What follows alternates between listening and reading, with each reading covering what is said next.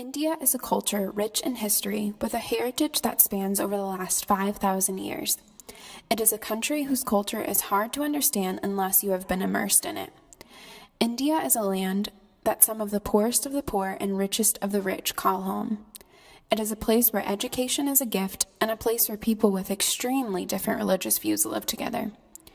India is also a country where within many facets men are seen superior to women. I recently had the opportunity to travel to India for 3 weeks, and it was an experience that I will never forget. When I arrived, I was reminded that even though India's heritage spans over 5,000 years, it has only been a free country since 1947. The city of Mumbai, located on India's western coast, is one of the largest cities in the world and has an estimated population of 13 million people. With so many living in such a concentrated area, the people of India have been forced to create a job for everything. At the YMCA we stayed at, for mealtime, there was someone to fill up water containers, someone to set out glasses, and yet another someone to pour the water from the container into the glass.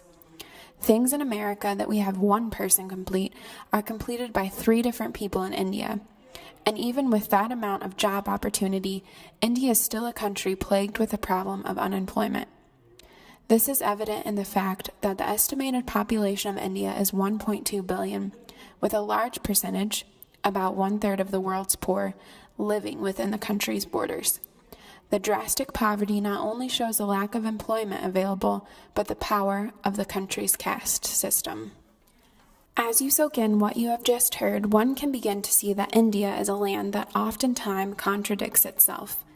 It is a land with advanced technology on the rise, helping the economy become stronger and some people richer, yet it is also a land where many still make a living as modest farmers of rice or sugar cane, and many live on the streets having only the clothes on their back as they beg for something as simple as hope to keep on living. Something else to understand about India is that being a Christian in America is a lot different than being a Christian in India. Just 4 short years ago, within certain villages in India, Christians were so badly persecuted that many were killed and families were forced to find refuge in the jungle for long periods of time. One particular business student that we met on our journey lived through this persecution and told of how he and his father had to protect his mother and sister by finding refuge in the jungle by day, only returning home at night to prepare food for the coming days they would spend in the jungle.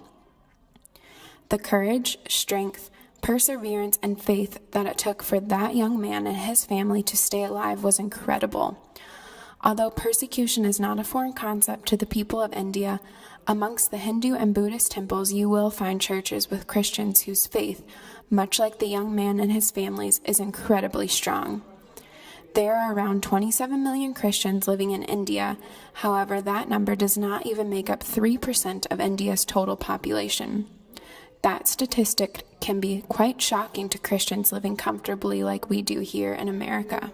From my journey, I found it to be so true that you can't even begin to fully grasp the country of India until you have walked the streets the natives call home. And even then, you might only come to understand a small fraction of the only way of life they know. The concern of the upcoming elections in India was brought to our group's attention as we joined in fellowship with the Free Methodist bishop for that region of the country. The gravity of what a new party entering into power meant for Christians in India was evident in his tone and body language. Even though some of what I saw in India gives me a heavy heart, as I sensed the darkness of idol worshiping and saw firsthand the conditions that people living on the streets are in, I was also overwhelmed by moments of great joy and thankfulness. The opportunity to work with some of the poorest of the poor at Mother Teresa's Missionaries of Charity, as well as meet fellow brothers and sisters in Christ living halfway around the world whose hearts are on fire for the Lord, shows the hope that is still within India. The simple act of our group joining our voices together with people from varying nations and tongues to sing "How Great Is Our God" gave me a feeling I will not soon forget. India is a country full of so much history. It is a land with 3,000 different languages and 22,000 different dialects, 4,635 different ethnic groups, and 500 religions, yet the people of India find pride in remaining together as one nation. India is a place that once you visit will make you stop and re-examine your own life. It is a country that will make you think twice before you complain about anything we face in the United States. India puts you out of your comfort zone and into the realities of the world beyond the borders of home. It is a place that has impacted me in ways that will be revealed in how I live my life for years to come.